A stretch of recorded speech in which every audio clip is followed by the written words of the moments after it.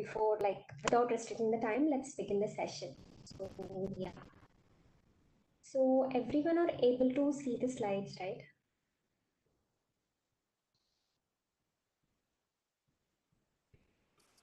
Yeah.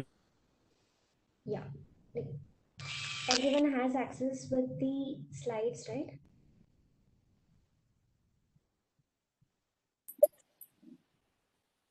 Can we start?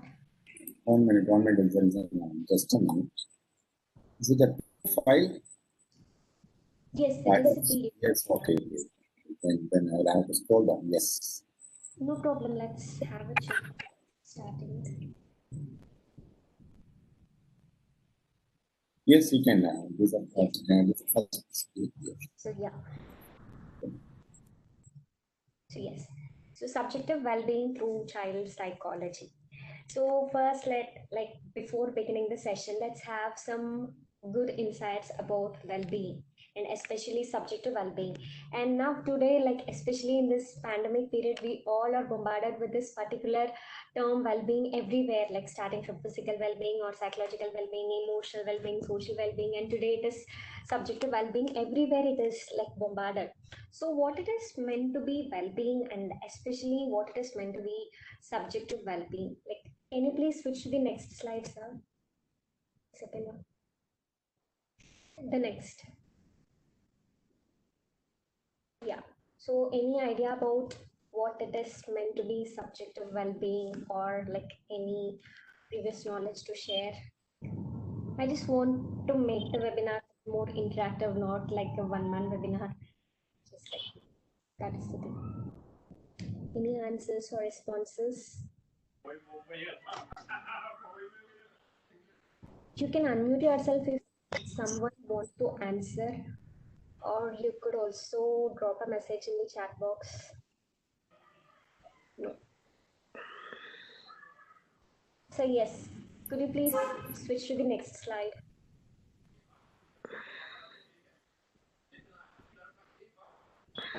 Subjective well-being is nothing but the technical term. It's like a scientific jargon or like it's a higher order term for happiness. Okay, when it comes to certain jargons or certain terminologies in psychology, we refer this happiness as subjective well-being. Okay, when we talk about thinking, as a thinking is a process which is actually referred as cognition when it comes to psychology. The same thing, happiness is generally referred as a level of subjective well-being. And when we come to learn about subjective well-being or when we refer the term subjective well-being in psychology, it's all about how the person is feeling happy. That's it. The simplest meaning for subjective well-being or the simplest explanation for what it is meant to have a heightened level of subjective well-being is to have a satisfied experiences and especially with increased positive effect and negative effects. I mean decreased negative effect, which is very much connected with the emotions, feelings, how we experience the life experiences, instances, everything, which is so comfortable, which is so soothing, and you're feeling so comfortable with all the instances in life. This is what we generally prefer as happiness, and which is actually termed as subjective well-being when it comes to a technical terminology in psychology. And this webinar is specially designed to increase the level of subjective well-being, that is to maintain the maintain the stability of your happiness through certain popular topics or phenomena or popular theories that are derived from child psychology. I've just tried to amalgamate the concepts from child psychology along with the well-being of an adult. Okay, so generally we have a notion that child psychology is meant only for children. It's only meant for children's well-being and it's meant for children's enhancement or their psychological improvement, all those things. But still, there's something like even adults can learn something from child psychology, especially for the increasing level of subjective well-being. Yeah. So the next slide, sir. So yes, when do you call yourself as a happy human? I think I need some answers from you people that will actually help to take the effect to the next level or something. Anyone?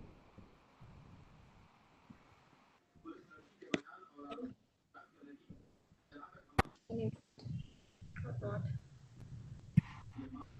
Yes, madam. As per our wishes, if we get as per our desires and wishes, then it is a happiness.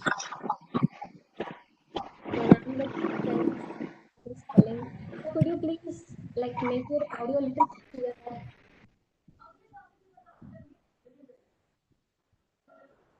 Is someone, anyone, When financial something I want from a When a person got satisfy our integrated personality, able to balance everything, both positive, hmm. negatives, achievements and successes, and even able Okay, if you have the good ability to handle all these situations, then you'll be happy. Am I right? yeah. Yeah. Okay, good. Any others would like to share some of your point of view regarding happiness? Happy. So simple, like everyone have a point. Yeah. man, when we are getting whatever we thought as happiness in our mind. Hmm. Go ahead. Ma'am, am I audible? Yes, you're audible, please.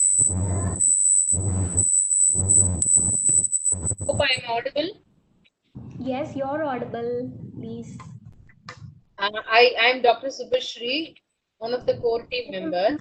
I would Yes, like to remember. say that I am always happy. I don't actually find kind of an what is an happy, differently happy and all. I call myself always happy. Okay, like it's an eternal experience. No Yes, Yeah, and few incident. more every inputs now were and then I. actually, yeah, Okay. few So more thank inputs you are in the for chat that box. I would session. like to read for you. Uh, Hmm. when I have what I need, when Hmm. I'm with my friends, satisfied our needs and wills, accept Hmm. challenges of life, when Hmm. I'm with my friends. So these were the inputs I have received in the chat box. Okay, so you have come up with certain points, like when you're being with your friends and when your needs are satisfied, especially it's like happiness, right? Yeah. So yes, the next slide, sir. So yeah, the next one. This is the previous slide, I think.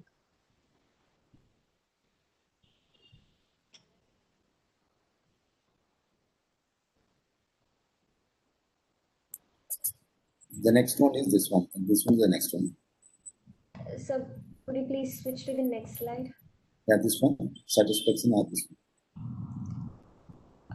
I'm able to see the slides. Yeah, this one. The next, Okay. the Next next. one is, I'm yes, so this sorry. next one. Yeah. So yes, people, thank you so much for sharing your responses. Yes, like it could be of any response, like being with your friend or experiencing happiness as an eternal feeling or anything. You could bring these all the components in three combinations of happiness. Say for example, how many of you guys like over here, how many of you agree that if you eat a food or if you do something that is so good to you, you feel happy? The best example could be like if you eat a food that is a favorite thing of you, you feel so good about that, right? You feel so satisfied about the thing. So how many of you agree that it is the experience or it is a feeling of happiness when you have your favorite food? I just want if someone like opposes to this. Everyone agree, right? Yes. Yes.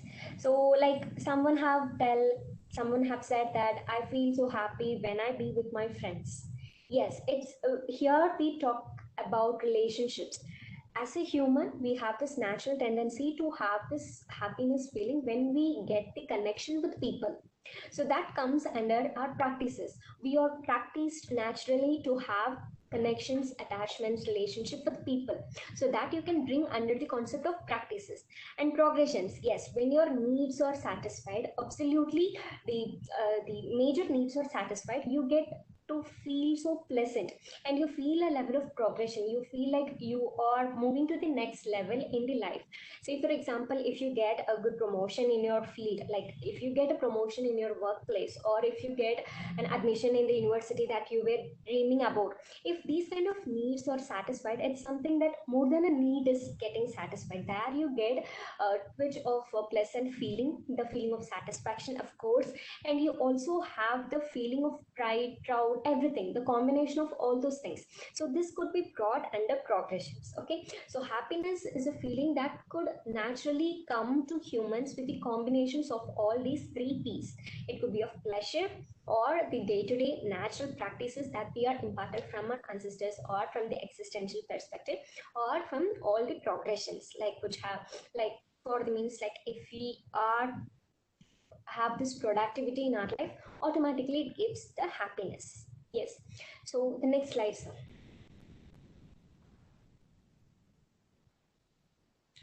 So yes, if at all, like I have a small modification over here.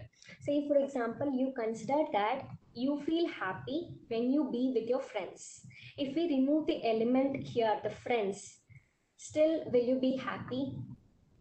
Or for example, if you think that your work is your absolute happiness, but unfortunately you were removed from your company, or you're fired from your company or institution where you work from, there still will you have the so-called happiness? Anyone? There's a direct answer. Anyone could get the question that I've asked? Sorry, can you repeat? Actually, like for example, if we consider certain element as a source of happiness, say for example, someone have said that I feel happy when I spend my time with my friends. All right. If we remove the element called friends, still will you feel the happiness within yourself? No, no, madam, no. No, no, madam. Okay. Yeah, the same thing. Like anything, if you consider your work as the source of happiness, if the so-called work is removed from you due to some unavoidable situation, say for example, even for this pandemic situation, we all are suffering from this, unemployment, something like that. So if this hits you, automatically our subjective well-being, of course, the happiness level is getting declined. Right. So happiness is something, like someone have said that it is an eternal level of experience, right? So happiness is something that is pronounced as satisfaction. It's like agreeing that even if I don't have friends, I feel happy. Even if I don't have a proper work, or if I'm not sticking to the proper institution for my employment, I feel good. So that is called the level of satisfaction. So this is how you could understand the subjective well-being concept. Okay, happiness is something that you feel, and it doesn't require any external or external sources for it. Understood? Yes, ma'am. You got to get the points. Yes, yes, ma'am. Yes. So yes, happiness or subjective well-being, it could be like simply like sufficiently managed by the so-called satisfaction. It's like going beyond your dissatisfaction. It's okay even if that not happen. So this is a simple thing. Subjective well-being is something that can be inculcated within yourself just by modifying your feelings, your personal responses to the happenstance in the world. Okay. So the next slide.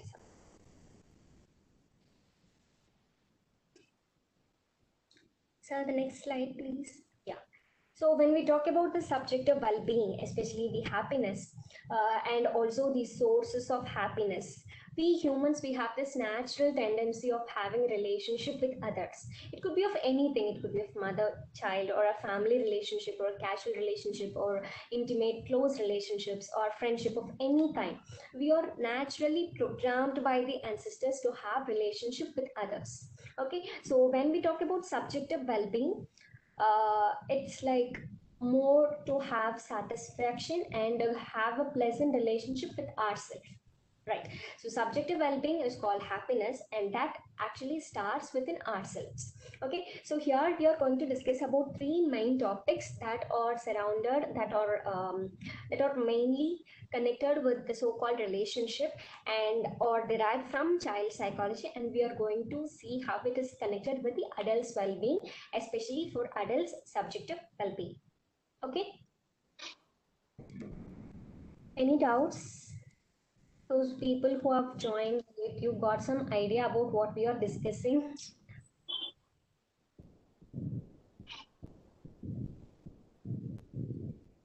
Believing that you people got some idea, I'm moving to the next slide.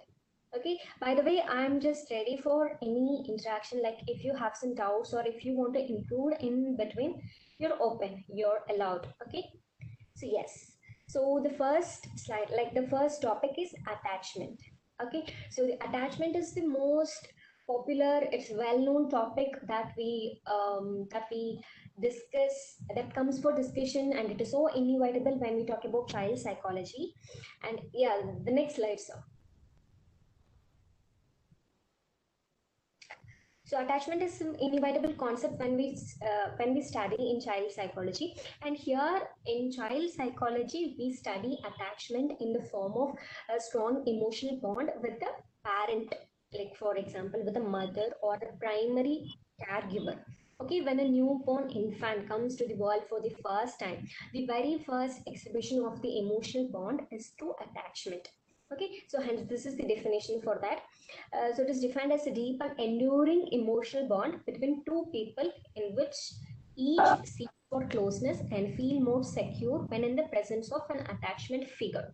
Okay, here the attachment figure to be underlined is the source of the attachment.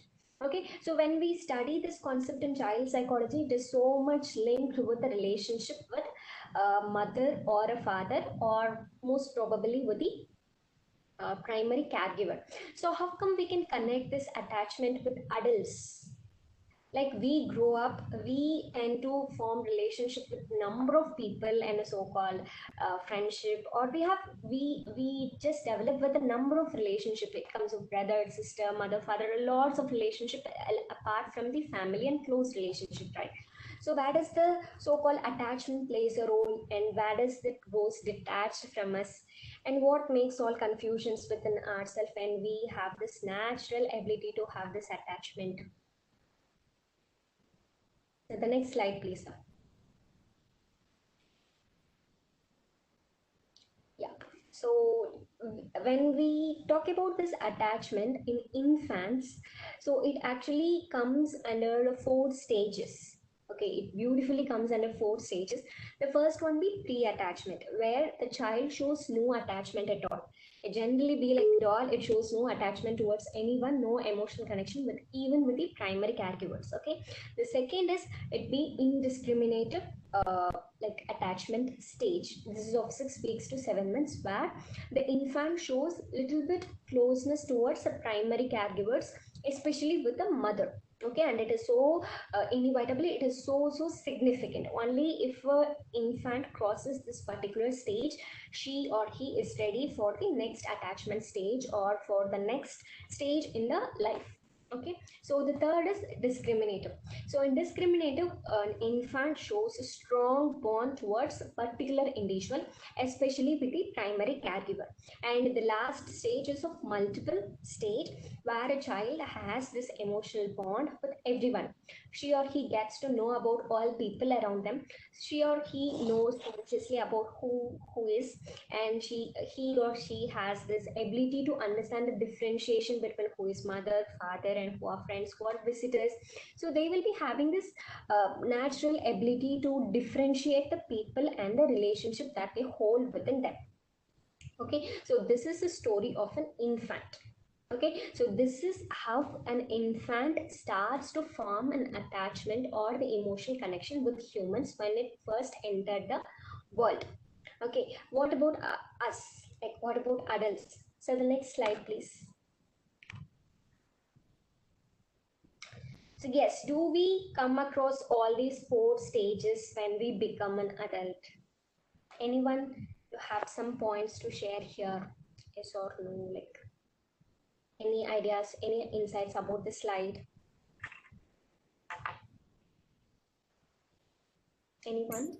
Yeah, in adults now, madam, actually the identity factor will be more prominent, you know. So that is why the adults they wanted to be on their own, and they wanted to lead others. So they have attachment with their peer groups. Yeah. Yes, sir. Yes, it was a point. Yeah. Anyone could add some point for this? Yes, what he said is absolutely right. Like when we consider an infant, it's like a plain board.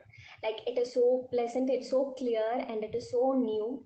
While the attachment like arrives in a formation of the stages.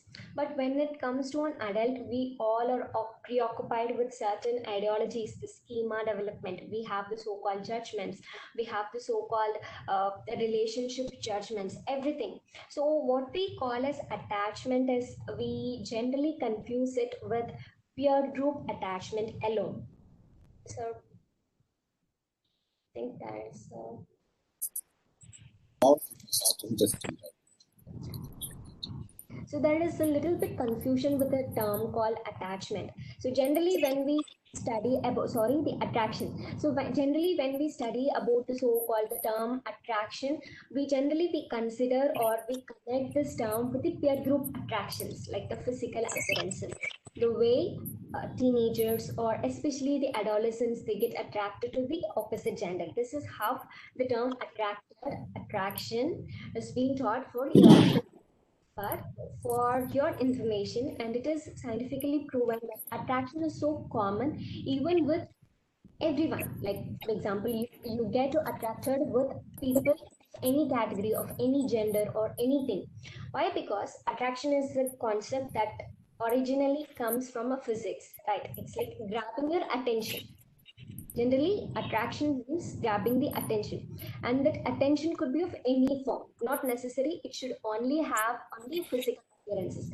Maybe yes, physical appearances plays a predominant role in the part of attraction, but still, the main part is attention grabbing. Yes, so yeah. Sense of attention grabbing, it is what gives you the so-called attraction.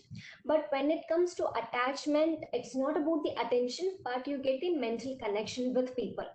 Okay, you get to understand the way the person understands you. Like you get to know the person for the connection for the better purpose. Like for example, you get to know the person's level of emotional detachments, or you get to know the person's way of communication. You get to understand the way the person explains or like explains to you his or her experiences. So these are all the part of connections which forms the base for attachment.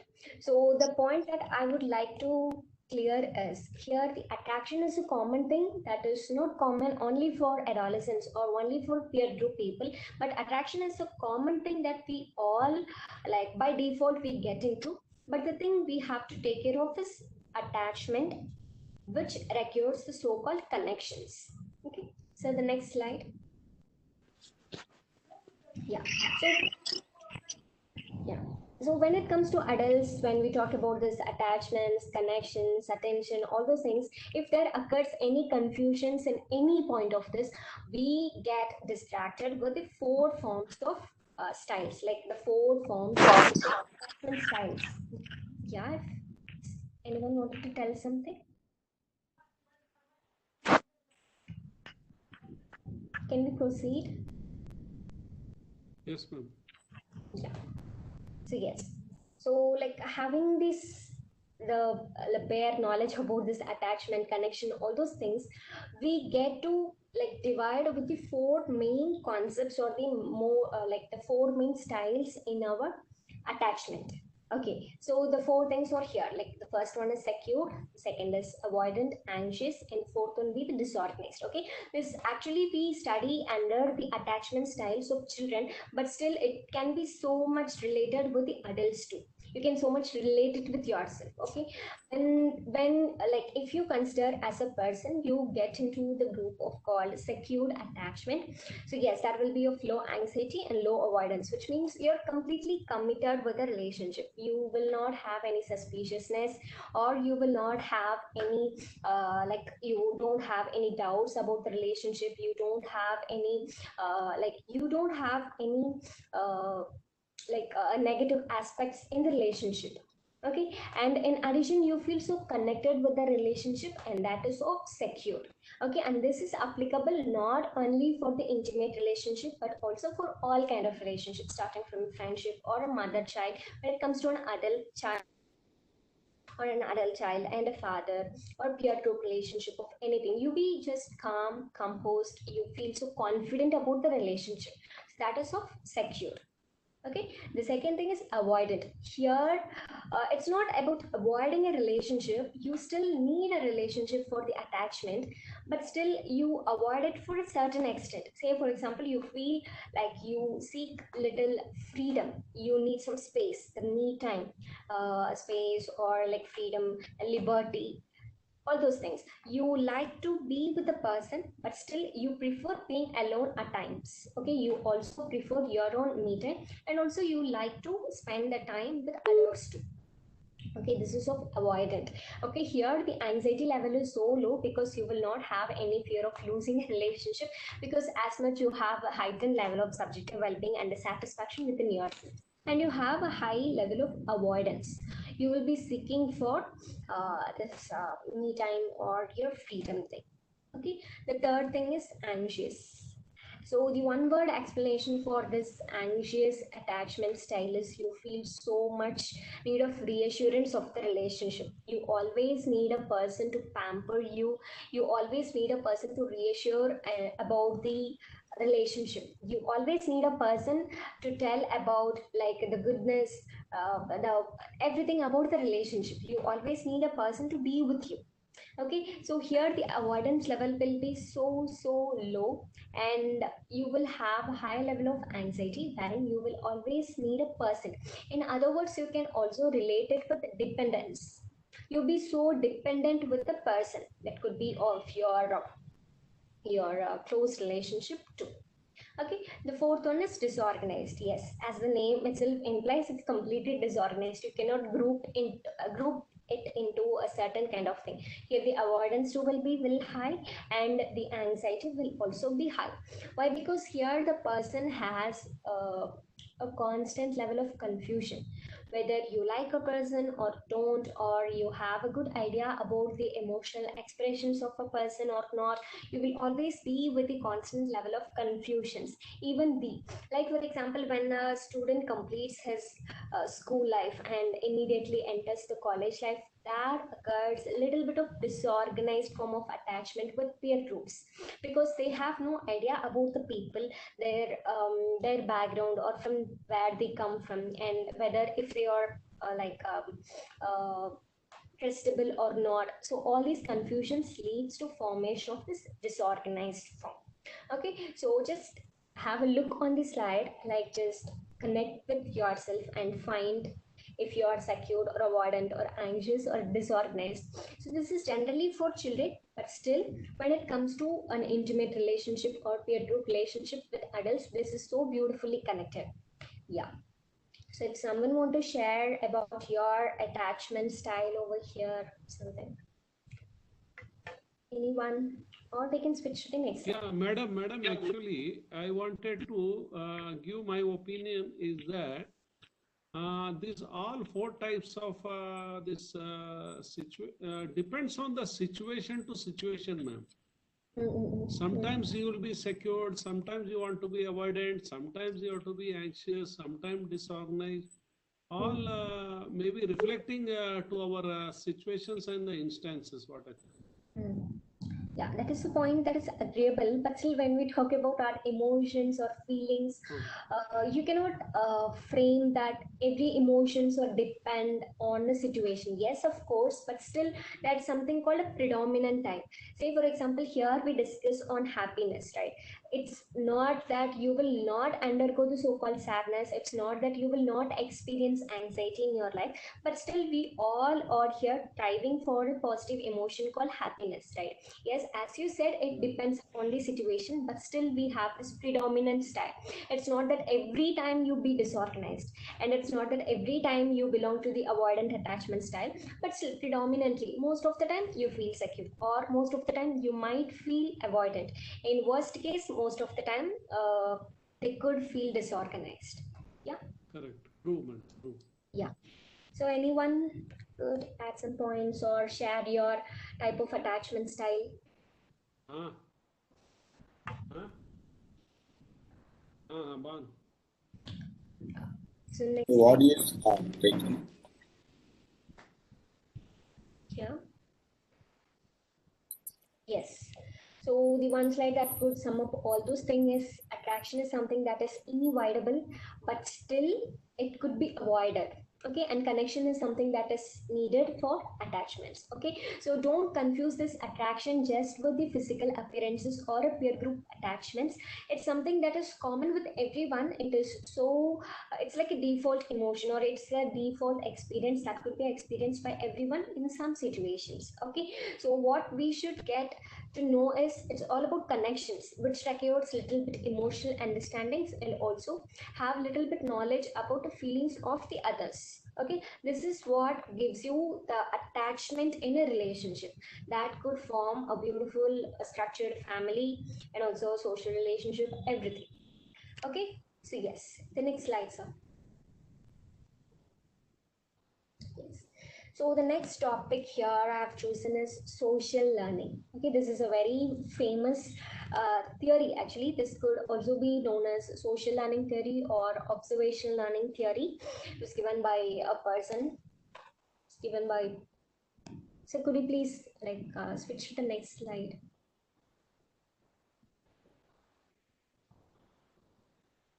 Yeah. So this theory just it is so simple. It is the simplest theory, but still has a most effective postulate. Okay, so this theory argues that children learn through observations. Simple. Okay, social learning theory is a theory of learning process and social behavior, which proposes that new behaviors can be acquired by observing and imitating others. The point to underline here is observing and imitating. Okay, which means a child learns a new behavior through observation and imitation. So simple. Okay, this is about it. Even adults, right? We too observe people. We also observe the happenings around the world. We observe a lot of stuff than children. Like, so we get to observe internet, we get to observe movies, songs, lyrics, so much of things, and still little bit we also we imitate, right? So we have to connect this with adults. So the next slide, please. Yes. So when it comes to an adult life, like adults level of observation learning or social learning, we just learn two, three models. Okay, the source from which we learn becomes a model. Okay, the first be the live model, and second be the symbolic, and third be the verbal instruction model. The first one, live model, is so common that involves the direct observation of live models like family members who are readily available for our observation. It's like more popularly known like a grown-up adult like comes and tell like my father is my role model or my mom is a super mom. So there comes a life model which is inevitable, and it is so common in some families, and it is so unavoidable too. When a child grows by looking on like his father or mother or their family relationship, and there comes the life model. And when it comes to symbolic model, this is where we have to little bit be more conscious. It's like learning through observing higher models like artists, fictional characters, or especially the best answer would be hero worship. Like when you start to observe people for not consciously available, for not directly or lively available, but still you observe them through some medias. Like it could be of internet or through the movie or by reading a fictional books or novels, anything. Okay, if you start to perceive that as a model or that as a him or her as a source for learning something from the person, then that becomes symbolic model.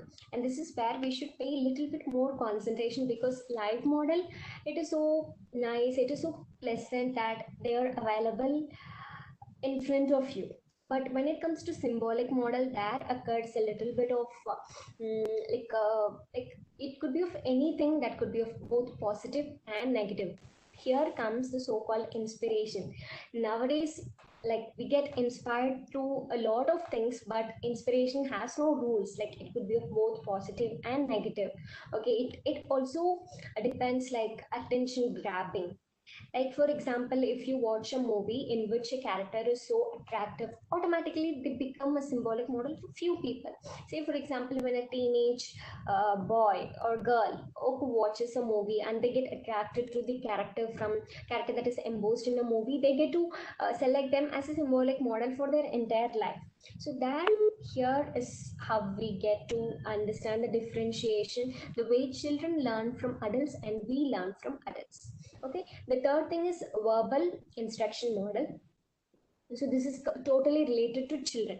Okay, when you when you make a child to listen to all your stories, or like make her understand that this is how a good boy or a good girl should behave, and this is not how the good boy or good girl should behave. If you keep on telling these kind of notions, and if you keep on imparting these kind of values to children through verbal instruction, then that become an imagination for a child, and the child will consider the imagination model as a source for their observation learning. Clear? Yeah. So the next slide, please.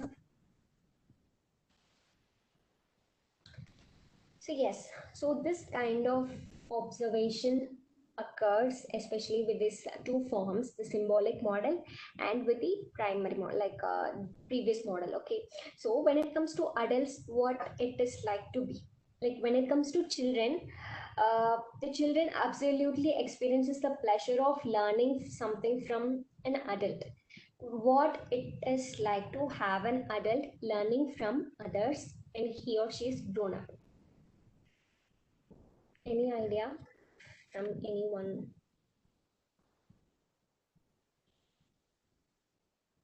So the previous slide. Anyone could get my point, or should I repeat it again? Yeah, please repeat, ma'am. Yeah. So it's like I'm asking, when it comes to observation learning in children, it's like it is so pleasurable for a child to repeat a behavior by imitating. Sir, could you please switch to the previous slide?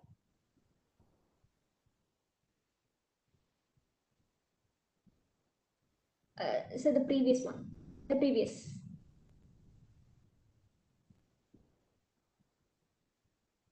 The previous one, sir, I'm sorry. So yeah, no, the next one. Social, yeah, here, thanks. So here you could see the slide, like when it comes to social learning or observation learning for a child, here it's exactly how a child imitates the behavior of a mother by having a mobile phone, like a handphone in her hands. Okay, so this is how the level of social learning occurs in children. So the same thing when it comes to adults, it's not like we are going to imitate the same kind of all the behavior that we observe from the adults. Like, so what Yes, it is like to experience in an adult when it comes to observation learning or the social learning? yeah. I got it now. The point what you wanted. Hmm. I wanted to state that as a adult, he doesn't want to copy the same. You know, he has got his own independency, and maybe it's his egoism. Hmm. So that factor or some other factor which making him to be independent, you know. So he wanted to do on his own. He doesn't want to copy. Yeah. So yes, Is it someone have to add some points? Anyone? Ma'am, I just wanted to say, sometimes most of people want to be in a rat race, like they copy others. When we are growing up, we are told, according to society, that PCM is good, so you should go for that. There are a lot of fees. So, in that context, Yes, I got the point. Yeah. Yes, thanks for sharing. Someone else? Anyone?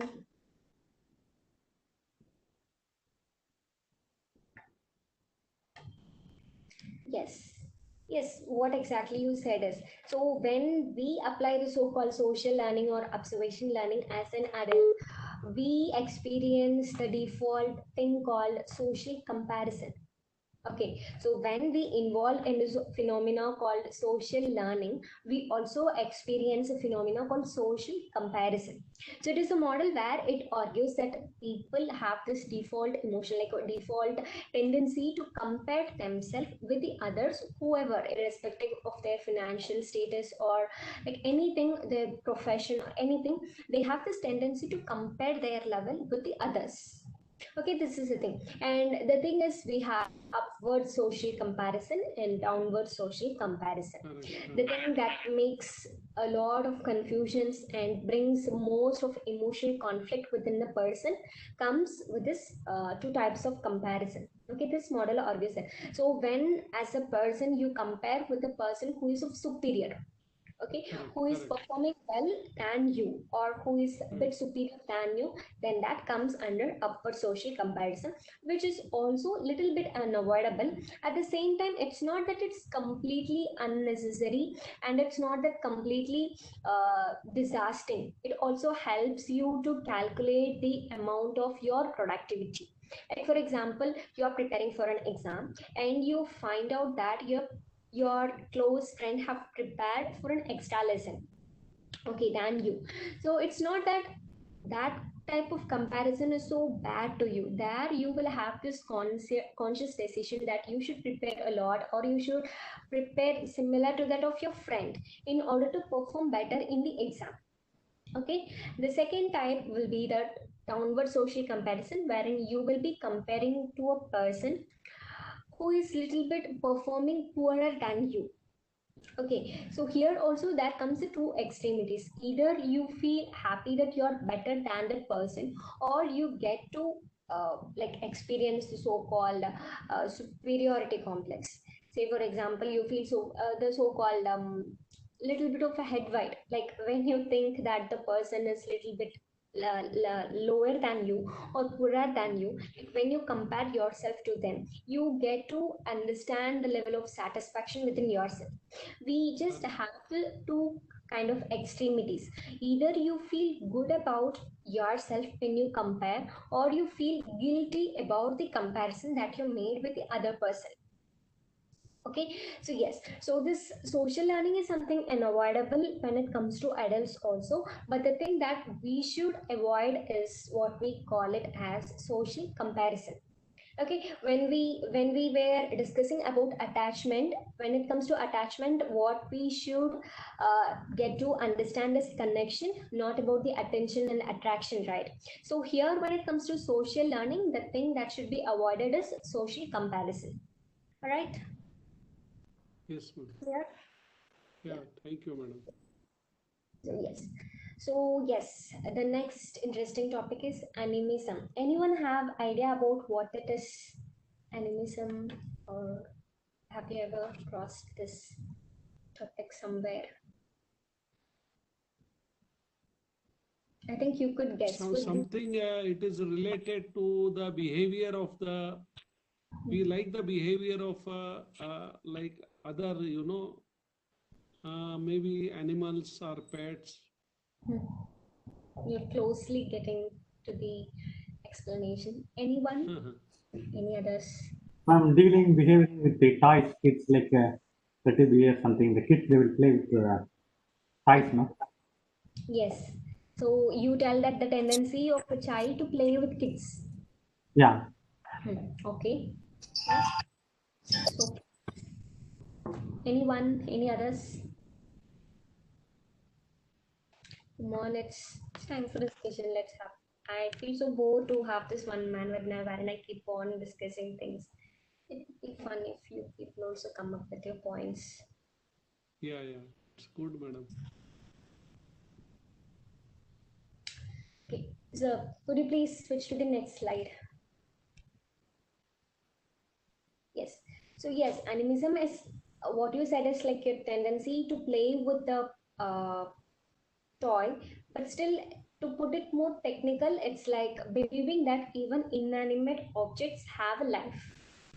A small correction. Okay, they tend to Yeah. believe even inanimate object possess the feelings, possess emotions.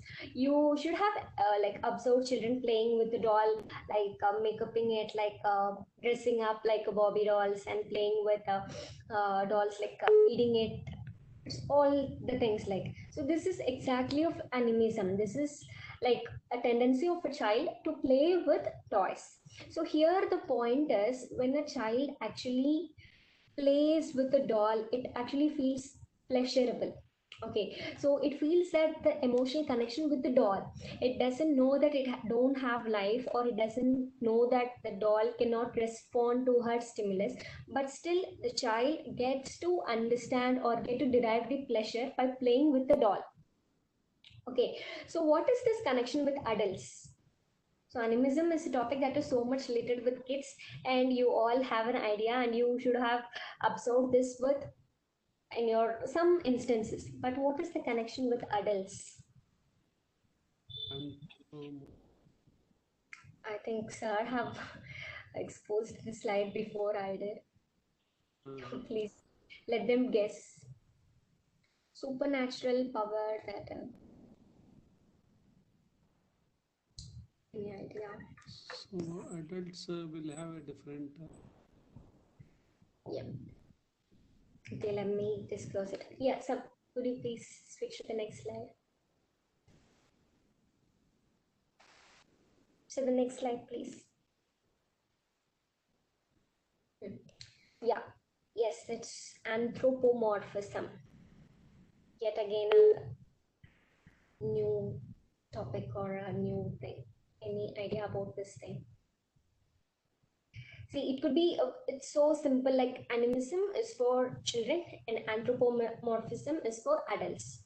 You could understand in this level, but still, anthropomorphism is a tendency of an adult to see human feelings or human emotions in non-human people. It's not that like dolls, but it's like closely related to animals. Like it could be of a dog, pet animals, or it could be of an event that gives you the emotion of getting connected with the human, but not exactly with the human. How many of you over here consider your pet animals as a most emotional character than humans? Should I repeat it?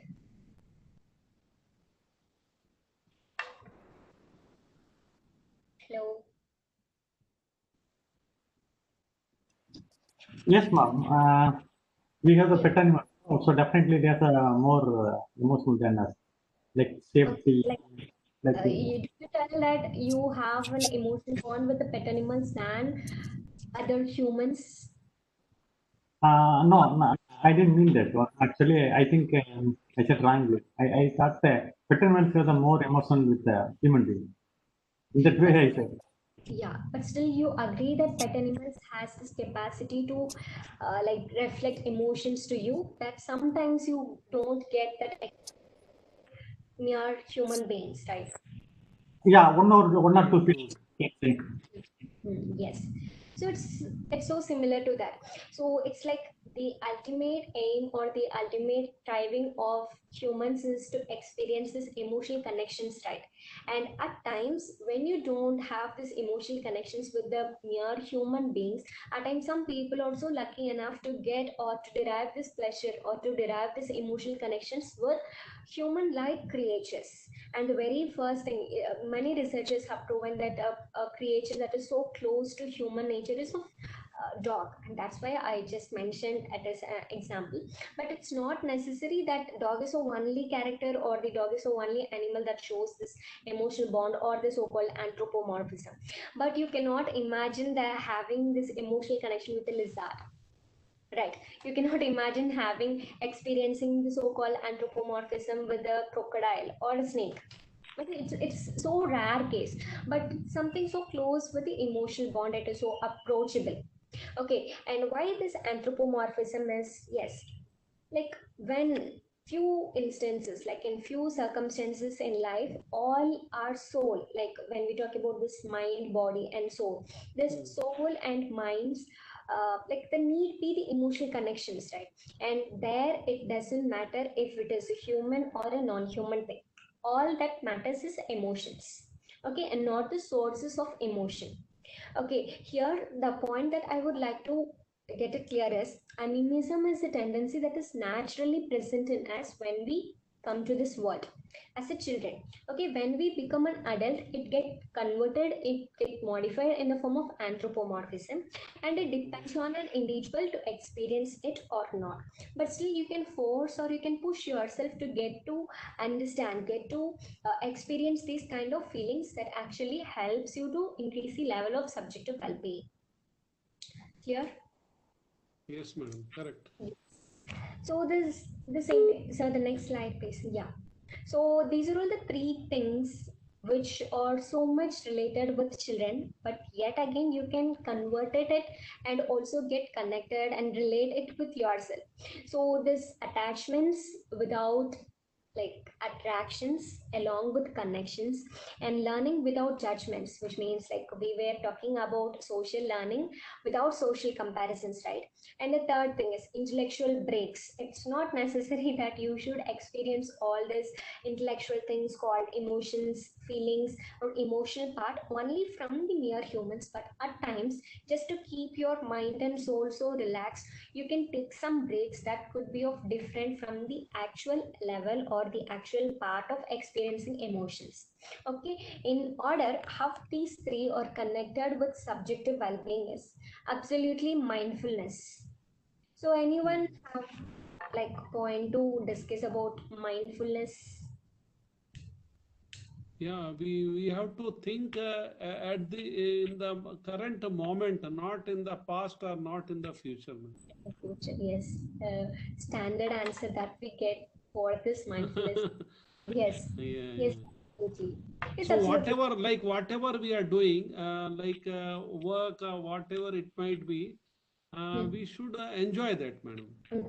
Like suppose if I'm eating, I should have my means intentions in what I am eating, what it is, how it is pleasurable. All I should not think on the other, should not Yeah. have distraction from that.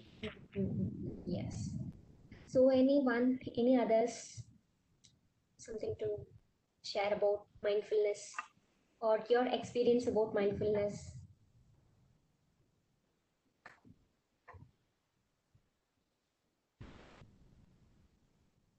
Being aware of what we do. Just for the info, yesterday one of our core team member called Dr. Subha ma'am. Okay. The topic is mind with mindfulness. Completely, it was about mindfulness. Your voice is little bit breaking, sir. Yeah, can you hear now? Yes, I can. Yesterday we had a session, ma'am, like you. So the session was handled by our one of core team member, Dr. Subha ma'am. The topic Okay. is mindfulness. Okay. Minding the mindfulness. Minding the mindfulness. Okay. So what did you grab from that session? What is the takeaway note? Any insight from that session? The source said living in present. Hmm. That is the main core theme in the single line we can say. Hmm. Living So in be this moment. okay. Yes. Doing everything with a mindful. Okay. Okay, sir. Yeah. So yes, no matter how differently we ask the question for what is mindfulness, absolute answer for this is going to be living in present and not concentrating the past or the future. And the thing is it possible and is it easy to indulge in this mindfulness? No, madam, it requires lot of practice. Hmm.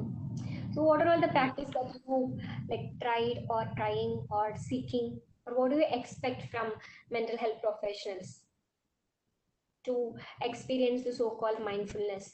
I think you should have come across the so-called meditation, yoga, Yeah, yeah, mindfulness. yeah, yeah. So how is this Then, connected, or is it possible, or what's your note on this? yeah, it is, we can connect, madam, actually, through practice and all, our belief system and all. So we can connect to it at Yes. some point of. So from now you have a different definition for mindfulness. Okay, like instead of having a definition as living in the present and not concentrating on past and future, have a simplest definition of mindfulness is all about being like a child. Hmm. Okay, just Yeah, for yeah. an okay, so child in the sense we all know that childhood is a part where we experience the most pleasurable experiences in the life, not as an adult or in an early adulthood or in a old adulthood or with the adolescence. Childhood is a lifespan where we experience the most pleasurable part, and only reason for this is we live in the moment. Okay, best example could be of like even if we give a roll paper, like a paper roll to a child, she or he will try to play it with like a ball. Okay, but in the case Hmm. of an adult, even if you give a ball to him or her, she will have this decision, like she will have this points to whether to play or not. We all have these complications in mind.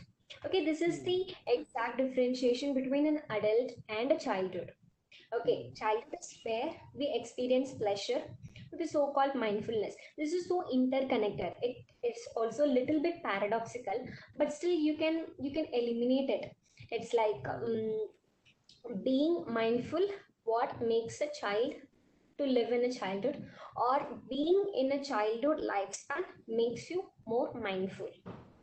Okay, and Madam, here is it again a connection between our conscious and unconscious mind where there is a conflict is going on, which a child does not have, because at the that stage, and as the adult grows, he gets all those means beliefs and all those deep seated in his unconscious mind, which makes him to think not think on the moment present and pleasurable. like you are trying to ask if like it is because of the intruding of unconscious mind and subconscious motives Yes, all yes, in it. yes, yes, Yes, madam. absolutely yes. Because when we see a child, there occurs no a complete full-fledged development of the subconscious motives. There, all the motives will be hunger, sleep, generally Hmm. for a child. So when you become an adult or when you try to become an adult, there your motives completely differ. You will have this Hmm. motivation for like achievement, like accomplishments, for Hmm. like recognition from others. Like for example, you get like for money, fame, lots and lots of motives. So all these Hmm. motives dump in you and they come out with the separation of your conscious conscious mind, unconscious mind, subconscious things, all those things. But when it comes to child, even there occurs all these three level of mind: conscious, subconscious, also the unconscious. But still, what is more predominant is consciousness. Hmm. Hmm. Okay, when it comes to adult, we always have this overlapping of unconscious, subconscious, Hmm. Hmm. conscious. Hmm. Okay, and one thing that I would make clear is the terms that we are completely aware is itself reason why we are so much confused. Say for example, you are completely unaware about the term called unconscious, how it will be, you will have no confusions, right? If you are Correct. completely unaware about the term called subconscious mind, absolutely you will be fine. Absolutely, it's not that Yeah. you're not normal, but still you will not have this conflict with yourself, whether you're being conscious or you're not being unconscious. You will not have this Hmm. self-suspiciousness. So that is the point. And sir, could you please make the slide clear? I think you have the previous one. I'm about to tell. Thank you. The previous one. Yeah, so here we have discussed um, the next one, sir. So here we have taken three main topics for an example, which you could connect it. Sir, could you please make the slide clearer? Keep your chat box aside. I'm so sorry. Yeah. So here we discussed about the three main topics: the attachments, social learning, and the thing called animism. Okay, and this is generally belong to a children's part, but still when it comes to mindfulness, it is so much you can relate it with the conscious part of an adult. Okay, and when it comes to a heightened level of mindfulness, automatically that be the raise in your subjective well-being. Absolutely, it's all about our happiness. Okay, so there are a lot of concepts, and I think these three concepts are so useful for you, and you can take these three as a takeaway. And yeah, thank you so much. The next slide, sir.